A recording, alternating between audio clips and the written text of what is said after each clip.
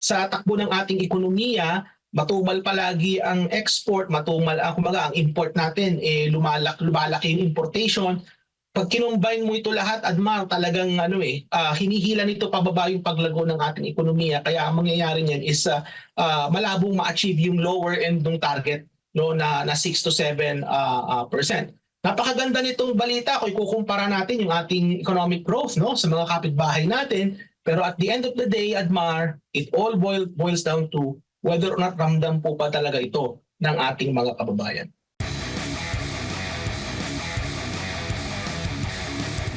Doc, iniulat ng NEDA na tayo, ang Pilipinas o Philippine economy ay nananatiling isa sa mga fastest growing economies in Asia. Ayon po yan sa kay NEDA Secretary Arsenio Balisacan. Ano po masasabi ninyo? Well, that is one way to spin it. Kung ikukumpara mo sa ating mga kapitbahay, mataas yung ating yung paglago ng ekonomiya ng Pilipinas. No, pero kung titingnan niyo siya internally at hihimayin po natin, meron po tayong nakikitang mga vulnerabilities, no, dito sa ating ekonomiya. Kaya siguro maipakita natin yung may mga inihanda akong mga slides para mas maipakita natin. Meron akong slide number 1 diyan na galing mismo sa Philippine Statistics Authority. Kung may papakita sana natin, sinend ko dyan kanina. Ayan. So yan po, makikita natin yung paglago ng ating ekonomiya ng gross domestic product. Annualized po yan kada quarter. No? Makita po natin yung pinakadulo dyan, nasa 5.2 po tayo. 5.2% ang inilago po ng ekonomiya noong ikatlong quarter. No? Ang target po kasi ng gobyerno, mga kababayan, is ang paglago po ng ekonomiya ay nasa somewhere between 6 to 7%. No? So for the year of 2024. Kung makikita po natin dyan sa datos na yan, nung first quarter nung 2024, nasa 5.8. No, nung second quarter, 6.4. Yung third quarter, 5.2. So ibig sabihin, kinakailangan pong lumago yung ating ekonomiya ng by 6.5% para po ma-achieve yung target na 6 to 7%. So totoo lang, mababa pa nga yung gusto nilang ma-achieve na 6%. Nasa low end yun nung target natin. So ibig sabihin, merong possibility na hindi natin ma-reach yung target ng NEDA na 6 to 7% kung titingnan nyo. Kasi kailan ba naging huling 6.5% ng inilago ng ating ekonomiya? Well, the second quarter came a little bit close, nasa 6.4. Pero kinakailangan nila dyan 6.5 or higher para ma-achieve yung target. So napakataas po nun. And considering na merong mga headwinds, pag-uusapan natin mamaya, may mga headwinds na kinaharap po ang Pilipinas at ang global economy na kung saan there's a very good chance na hindi ma-reach yung target na yan. So siguro Jade, tingnan din natin yung pinanggalingan niyang 5.2 na yan. Punta tayo sa slide number 2. Meron tayo kung hinandang datos din. Yes, go ahead. Makikita ninyo dyan. Makikita nyo dyan. Ayan. So kung titingnan po natin yung gross domestic product natin by sector, makikita po natin kasi ang ekonomiya po may iba-ibang sektor po yan. Tatlo po. Merong agriculture, merong industry at merong services. Ang agriculture po, yan po ay 8% po ng ating ekonomiya, yung industry nasa 27%. Ang pinakamalaki pong may ambag sa ating ekonomiya yung services sector na nasa 65% po yan. Kung titingnan po natin yung agriculture, kung ikukumpara natin nung third quarter nung nagdaang taon at saka yung third quarter sa kasalukuyang taon, makikita niyo po na nagkaroon talaga ng pagbaba ng paglago ng sektor na yan. Nung nakaraang taon, it was 0.9% yung inilago ng agriculture sector. At for 2024, quarter 3, bumaba po siya ng 2.8%. Ang explanation po dyan, mga kababayan, is that nagkaroon po kasi ng mga natural calamities nung mga nagdaang quarter, kaya naka-apekto po yan sa produksyon ng agriculture sector natin. Alam natin may mga dumaang bagyo, nandiyan pa rin yung African swine fever, so nakaka-apekto pa rin po yan sa sektor ng agrikultura. Kung titingnan niyo naman po yung industries sector natin, from 5.6% noong 2023 third quarter, nasa 5% po siya ng growth ng third quarter ng 2024. So ibig sabihin, bumaba rin yung industry sector. At kung hihimayin niyo po ng mabuti yan, makikita niyo po na yung ibinaba ng industriya mostly nanggaling po yan sa construction. Nandyan po, nung third quarter po nung 2023, ang agriculture sector po ay lumago by almost 15%. No? Ngayon po, ang inilago niya ay 9% lang. So lumalago pa rin siya pero mas bumagal siya, no, sa ngayon.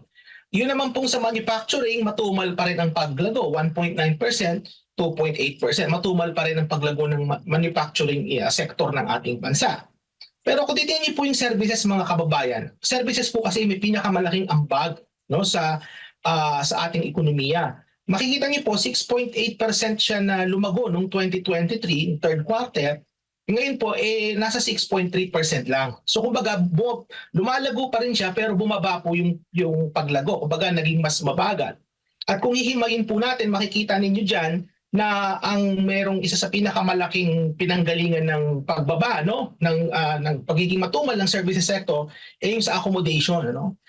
Last year makikita din po natin na 21% pong inilago, no, ng sektor na yan. Accommodation, yan po yung mga hotel, hospitality, mga restaurant, nandiyan rin yan.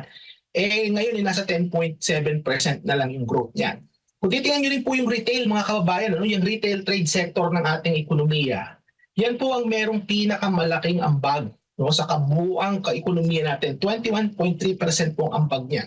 At makikita niyo po na matumal din po, no, yung paglago. No? 5% siya nung nakaraang taon, ngayon po ay nasa 5.2% lang. No? So kung susumahin po ninyo, no, pinagsama-sama yung epekto ng pag-contract ng agriculture sector, yung pagbagal ng paglago ng manufacturing, at saka ng construction, yung mabagal na paglago ng yung retail trade, magiging matumal po niya, at accommodation, yan po ay nagsama-sama, no? At yan po nakatulong para humila po dun sa paglago ng ating ekonomiya pababa. Punta tayo dun sa isang slide, no? Meron ako dyan by expenditure yan. So kung titingnan niyo po, mga kababayan, nung nakaraang taon, ang GDP po natin lumago ng 6% nung third quarter last year. Ngayong third quarter, nasa 5.2. Mas mababa po siya, no? So kung titingnan natin, saan ba nanggaling dito, no? If we're to look by expenditure. Kikita po natin sa consumption, pareho lang po yung paglago. 5.1, 5.1 for 2023 and 2024. Pero kung titingnan niyo po, yung government final consumption, yan po yung paggastos ng gobyerno. Bagamat lumalago po siya, no? Pero nagiging mas matumal po yung paglago.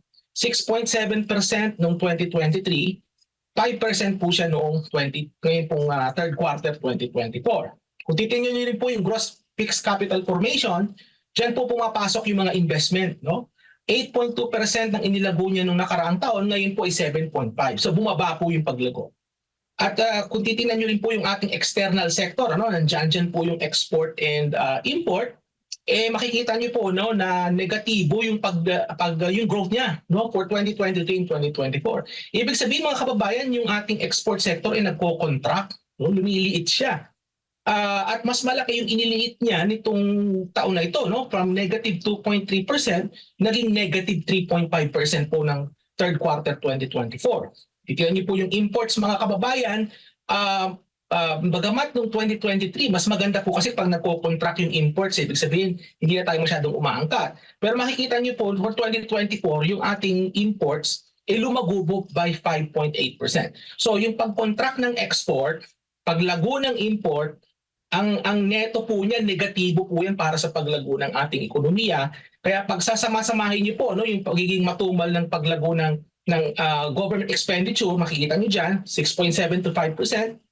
Yung pagbaba ng growth ng investment at saka yung negatibong epekto ng ating external sector, nagsama-sama po yan. Kaya yung paglago ng ating ekonomiya, kung ikukumpara po ninyo across the third quarters, no, 2023-2024, makikita niyo po na bumaba po yan, Jay. Oo, at napansin nga natin dito, Doc, yung pagdating sa ating importation, talagang ang laki ng in-increase, ha? Mas maraming nai-import tayo. Kumpara dito sa mga na-export, mas lalo pang nagdi-decrease yung exporting natin. Tama, di ba, Doc? Tama ka dyan, Jed, kasi kung titingnan niyo po, no, mula negative 8.4% po nung 2023, no, nung third quarter, naging mahigit 5% po siyang for third quarter ng 2024. So ibig sabihin, ang laki po ng itinaas ng pag-i-import. Pag bibilangin niyo po kasi pag tinutuos po natin yung GDP, ganito po kasi mga kababayan, kung tutuusin niyo po yung GDP, meron pong component niyan, yung consumption, nandiyan po yan, yung household final consumption, idadagdag niyo po yung government final consumption, idadagdag niyo yung fixed capital formation, and then idadagdag niyo yung export, and then ibabawas niyo yung import. So kailangan, para lumubo yung ating ekonomiya, kailangan yung import natin lumiliit yan at yung export natin lumalaki. Sa nakikita natin ngayon, kabaliktaran po yung nangyayari. Yung importation natin ang lumalaki, yung export natin yun ang lumiliit. Kaya nakatulong po yan sa paghila pababa ng ating GDP growth. So totoo lang po mga kababayan, kung kabaliktaran po sa halimbawa yung nangyari, no? Mas matakas po yung paglago ng ekonomiya ng export, lumiliit yung import, baka po yung growth natin hindi 5.2 yan. Ang pagtutuos ko po dyan upwards of 7% na magiging paglago ng ating ekonomiya. Pero kaya lang po kasi nga ang naging parang state policy natin sa ngayon is we rely too much on importation, yan po ang nagiging consequence ng ganyang klaseng polisiya, Jay. Oo, at nagre-reflect kanina, Doc, nakaka-alarma ba o nakababahala ba yung kanina sa agrikultura, sa sektor ng agrikultura na nabanggit mo nga kanina, na mababa. I mean, dahil sa dami naman ng mga kalamidad na ating nararanasan, yun ang naging factor nito. Ito ho ba ay kung kumpara mo doon sa mga nakaraang mga administrasyon? Kasi hindi naman siguro mas marami ba ngayong kalamidad ng nararanasan ang ating bansa? Maraming factors ho ba ang naiko-consider kaya ito mababa sa ngayon itong sa agriculture sector? Meron akong dalawang factors na nakikita dyan, Jade. No? So una-una is climate change. No? Alam naman natin na ang klima nagbabago, mas nagiging intense yung mga kalamidad, yung mga bagyong dumadaan sa atin. Hindi lang sa mas dumarami yung mga bagyong dumaraan, nagiging mas malakas po, no? Dadala ng mas malakas na hangin at mas maraming ulan, no? Sa mga lugar sa ating bansa. At dumadaan po ito sa mga lugar na kung saan maraming agrikultura na nagaganap. Kumbaga, heavily agricultural regions yung dinadaanan nito. So talagang climate change may have played a role, no? In terms of dyan sa pag-contract ng ating agriculture sector. Makita mo dyan, negative 2.8%. Bagamat Jade, makikita mo maliit lang ang ambag ng agriculture sa ating ekonomiya at 8%, pero mahalagang sektor pa rin po talaga yan mga kababayan. Kasi nga nandiyan nakadepende ang kinakain natin, food security, nasa agriculture po yan. So yun yung una ko nakikita, yung climate change. Ikalawa dyan, Jade, is kung maaalala natin, marami tayong mga flood control projects, marami tayong mga programa at proyekto for mitigating the effects of climate change, para maging resilient yung ating mga magsasaka, maging resilient po in general yung agriculture sector. Pero nakikita natin na yung mga billions and billions of pesos na ini-spend ng ating gobyerno to make this sector resilient, mukhang nababaliwala, Jade. Kasi kung titingnan mo, kung talagang napunta dun sa dapat papuntahan yung ginagasta ng gobyerno, particularly sa climate mitigation and resilience ng agriculture sector, kahit may mga dumaan na malalakas na bagyo, hindi natin makikitang magiging ganito kalaki ang ikinontract ng sector na yan, Jay. Opo, natatanong ko po yan, Doc, dahil kung malaki yung na-contribute or na-share nitong agriculture sa GDP natin, hindi ho ba ang magiging epekto nito mas bumababa yung presyo ng mga bilihin? That is correct. Kasi pagka may kalamidad, nangyayari niyan is nababawasan yung ating production at ang nagiging outcome nito is para mapunan yung pangangailangan is mag-i-import tayo. So magkakakawing yan, Jade. So halimbawa, nagkaroon ng kalamidad, kinulang tayo sa pagkain, magre-rely tayo sa importation, lalago yung imports, magiging matumal yung agriculture sector natin, combined effect niyan, hihilain yan pababa, yung ating gross domestic product. At mukhang yan yung nakita natin na isa sa mga posibleng naging nangyari, kung bakit naging 5.2% lang yung inilago ng ating ekonomiya for the third quarter of 2024, Jade. Opo, at pagdating naman dito sa magiging, yung paano mararamdaman itong 5.2% na paglago sa ating ekonomiya, Doc, na mga ordinaryong Pilipino, kasi sinasabing malago pa rin tayo sa ekonomiya, pero yung nararamdaman, yung nararanasan ng mga ordinaryong Pilipino, papaano naman?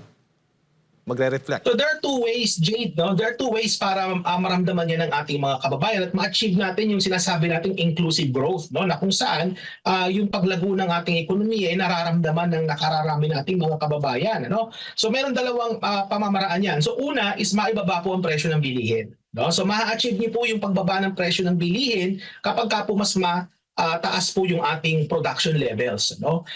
Kung ang lago ng ating ekonomiya ay nasa 5.2% lang, malabo nating ma-achieve, no, yung sinasabi ng mga agriculture experts na production surge sa sektor ng agrikultura, no? Na kung saan kapag mataas ang production, ma-overwhelm yung market, ano, ng supply, may bababa nito yung presyo. Hindi ganyan po yung nakikita natin sa ngayon, ano? Pero isa sa mga pamamaraan po yan para maramdaman ng ating mga kababayan yung paglago ng ating ekonomiya, yan ay makakapag-produce tayo ng mas maraming produkto, mas maraming pagkain na kinakailangan ng ating mga kababayan. Kasi sa totoo lang po, among the different sectors of the economy, no, yung sa sektor ng agriculture and food, yan po talagang malapit sa sikmura ng ating mga kababayan at ramdam po kagad nila yan, lalong-lalo na yung mga ating kababayang mahihirap, no? So yun yung una, pag naitaas niyo po yung value ng production, naitaas niyo po yung production mismo, yung levels, may bababa nito ang presyo, ramdam po kaagad ng ating mga kababayan. Yung ikalawang paraan naman po para ma-achieve natin yung maramdaman ng mga mamamayan yung paglago ng ekonomiya is yung sahod, no? Kailangan yung sahod sumasabay po siya sa paglago ng ekonomiya. Halimbawa, kung ang paglago ng ekonomiya natin ngayon nasa 5.2%, pero yung sahod natin halos hindi tumataas o tinataas lang 2%, talo pa rin po tayo kasi kakainin lang ng inflation yung itinaas ng sahod. So ang kinakailangan mangyari dyan is yung tinatawag natin sa economics na wage growth, no? Yung paglago ng kita ng mga ordinaryong mamamayan, yung paglago ng sahod, no? Yung wage growth na sinasabi natin. Kailangan yan sumabay sa paglago ng pangkalahat ng ekonomiya or higitan pa, no? Para talagang tunay na maramdaman ng ating mga kababayan yung economic growth na sinasabi natin at ma-reach natin yung sinasabing inclusive growth. Imagine, kapag yung wage growth natin mas mataas siya sa paglago ng ekonomiya, yung wage growth mas mataas siya sa paglago ng inflation. Ibig sabihin nito mga kababayan, kahit na meron tayong inflation na nararamdaman, pero yung paglago naman ng kita natin mas mahigit sa rate of inflation, hindi natin ito masyadong mararamdaman, no? Ganyan yung nangyayari sa mga mayayamang bansa. Yung wage growth na sinasabi natin, no? Yung paglago ng sahod ng mga mamamayan, mas medyo mahigit ng konti kaysa sa rate of inflation. Kaya kahit na tumataas ang presyo ng bilihin, hindi nila ito masyadong ramdam. Yun ang kailangan lang mangyari sa ating bansa, no? Para masabi natin na ma-achieve natin yung tinatawag na inclusive growth, Jade. Doc, huli na lang mula sa akin pa, bago ko ipasa kay partner Admar, kasi kamakailan ay nabanggit ng Pangulo na nauubos yung pondo natin dahil nga dito sa mga kalamidad na naranasan dito sa ating bansa. Paano ba makaka-epekto ito? May implikasyon ho ba itong latest growth rate na inilabas ng gobyerno dito sa kabuuan, no? Na sources ng gobyerno? Kasi alam mo, Jade, yung paglago ng ating ekonomiya, isa yan sa mga barometro ng paglago ng tinatawag nating tax base, no? Yung tax base, yan po yung pinagkukuhaan ng pondo ng ating gobyerno para sa paggastos nito, no? So ibig sabihin, kung ang overall economy natin na nag-grow ng 5.2%, asahan nyo rin na parang matatranslate to ng bahagya sa paglago ng tinatawag nating tax base. So ibig sabihin, kapag yung ekonomiya mo nagiging matumal yung paglago nito, no? Kagaya ngayon, kung kukumpara ninyo nung second quarter 6.4%, ngayon nasa 5.2% na lang siya. Ibig sabihin nito, kung per quarter basis tayo, nag-shrink din po yung ating sinasabing tax base. Di ba? So, magkakaroon po yan ng implication sa government revenues natin, mga kababayan. Ano? At magkakaroon yan ng impact sa ability ng gobyerno, no, na mapunan yung kanyang paggastos. Kaya nga, ang nangyayari, Jade, is nagre-rely tayo sa external na pangungutang, ano, or in general, yung pangungutang ng gobyerno para mapunan yung pangangailangan dito sa paggastos. Ano. Isama mo rin dito, Jade, yung issue sa graft and corruption. Kasi nga, kung makikita natin sa mga pag-aaral, at least 20% gastos ng gobyerno, no, yung government spending, 20% po at least napupunta lamang po sa graft and corruption. So you can just imagine kung ma-eliminate po yung graft and corruption, we won't even have to worry about kahit na matumal yung paglago ng ekonomiya. The government can still be able to finance itself na hindi siya masyadong magre-rely sa borrowing, Jay. Doc, magandang umaga. Si Admar po ito. Gusto ko lang linawin. Yung ating paglago ng ating ekonomiya mas mabilis kumpara sa ibang bansa natin. And ano ba ito?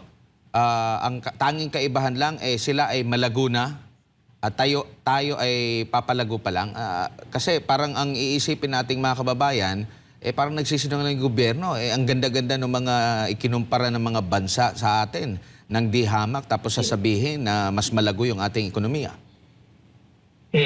So, ganito kasi yan kailangan maintindihan din natin, Admar, yung konteksto. No? So, tama ka, no, na kung saan ang mga iba't-ibang bansa, may iba't-iba po silang level ng estado ng kanilang ekonomiya. No? Kung titingnan niyo po halimbawa, on a per capita basis, mas mababa po yung ating gross domestic product per person, halimbawa kaysa sa Singapore, no? Kaysa sa halimbawa sa Malaysia, halos kapantay natin yan, tsaka itong Vietnam, ano? Kung titingnan niyo po yan sa per capita basis, Admar, no? Ibig sabihin, iba't ibang ekonomiya, kahit na may similarities tayo, no? Pero iba-iba po yung pinanggagalingan niya. So ibig sabihin, kung mababa yung pinanggagalingan mo, it is but natural na magiging mataas din yung paglago ng ekonomiya mo. Bakit? Kasi mababa yung pinanggalingan. No? So we have to understand yung konteksto na yan. Kasi we have to compare our country with the rest of our neighbors. Kailangan may comparison niya na kumbaga may kasabihan kami dito sa Canada, Admar, parang you compare apples to apples, orange to oranges yung comparison. Hindi mo pwedeng ikumpara yung hindi similar ng mga ekonomiya.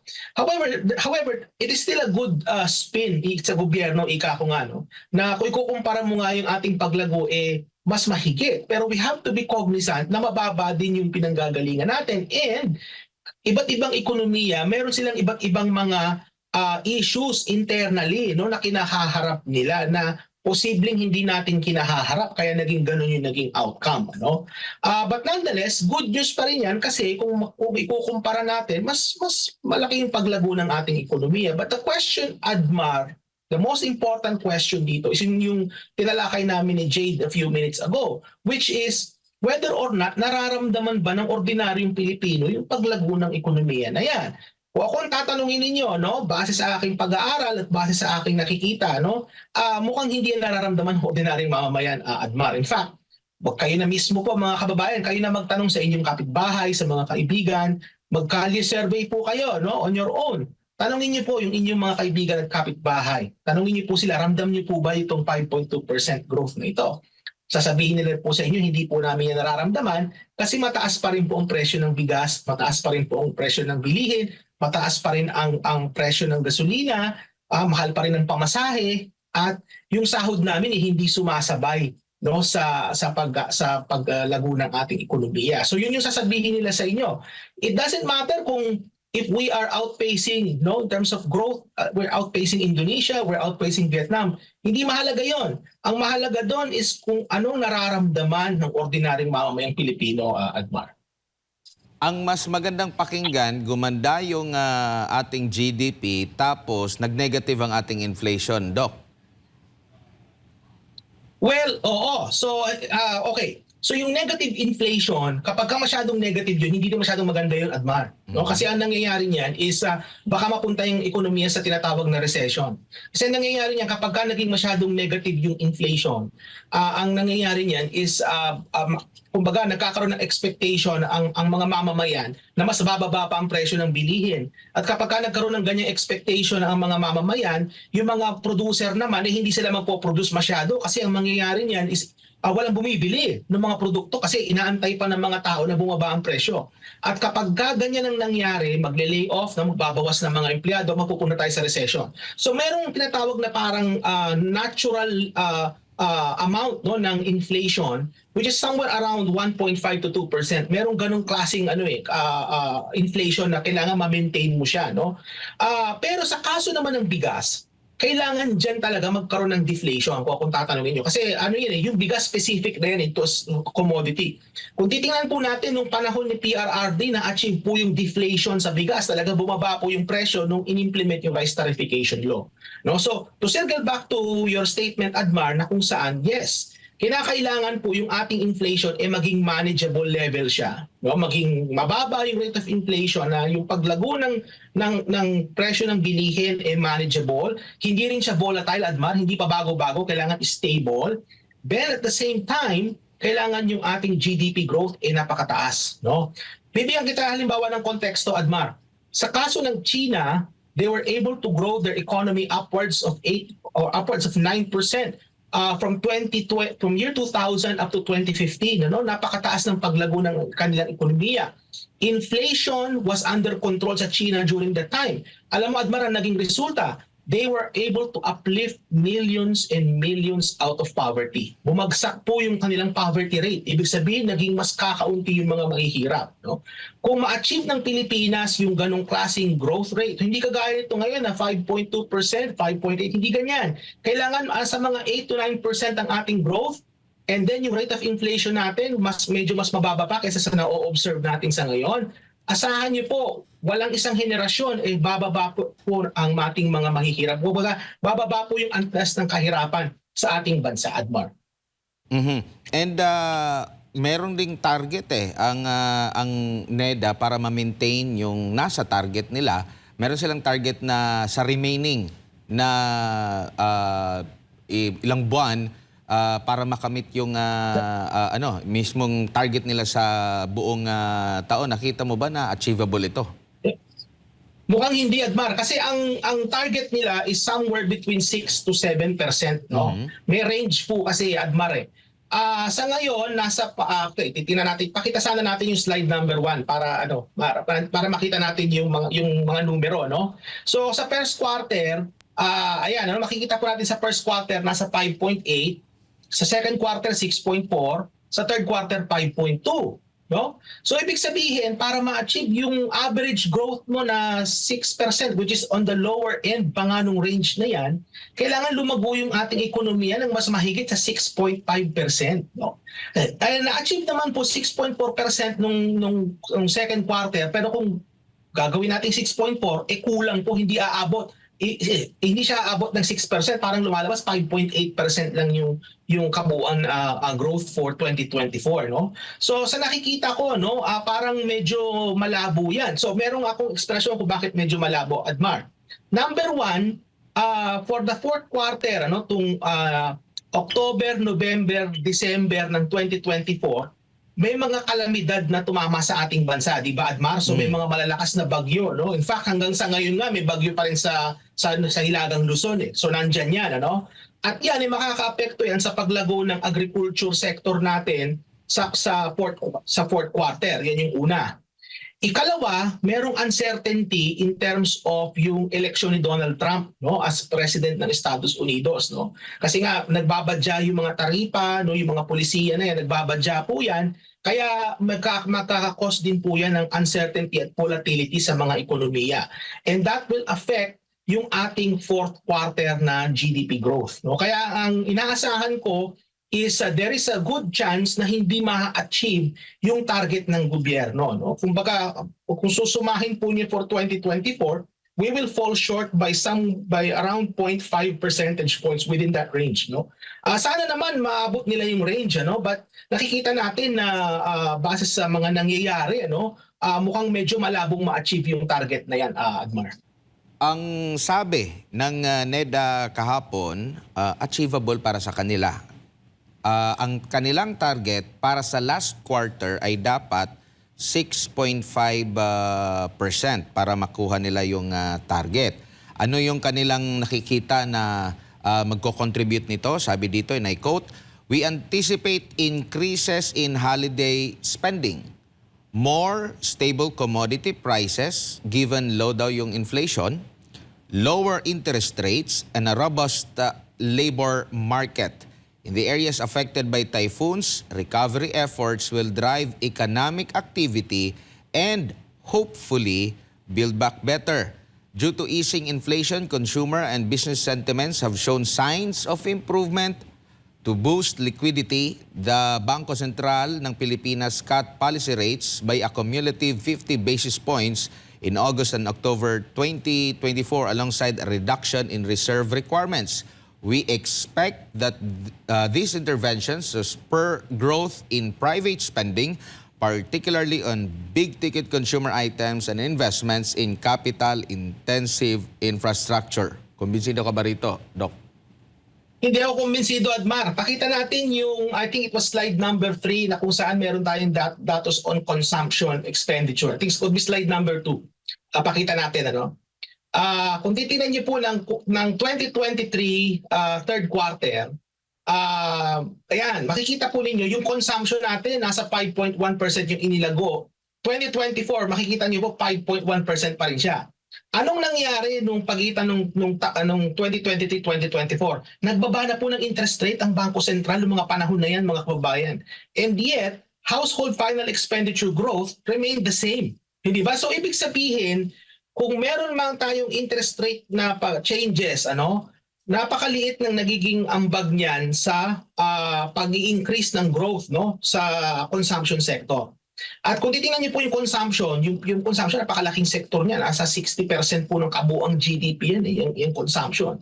Kaya medyo magkakaroon ng epekto, totoo, no? Kapag ka nagbaba ng interest rate, asahan natin natataas ang consumption. Kaya lang, ang mangyayari in terms of growth, hindi magiging ganun kalaki yung magiging effect niya unless malaki talagang ibinaba ng interest rate. Which is sa palagay ko malabong mangyari yun kasi itong ating central bank, medyo may pagka-cautious ito, no, in terms of sa pagbaba ng interest rate. Hindi sila nagbibigay ng magkakasunod na jumbo, tinatawag na jumbo na interest rate cuts, no. Kaya inaasahan ko na unless, no, sa mula ngayon hanggang Disyembre, kung malaki talagang ibababa ng interest rate, baka mangyari yon, Admar. Pero base sa nakikita kong past behavior ng ating Bangko Sentral, medyo cautious sila magbaba ng interest rate, kaya medyo magiging malabo yan. Ikalawa, titingnan din natin na meron pa ring mga natural calamities na dumadaan sa atin, no?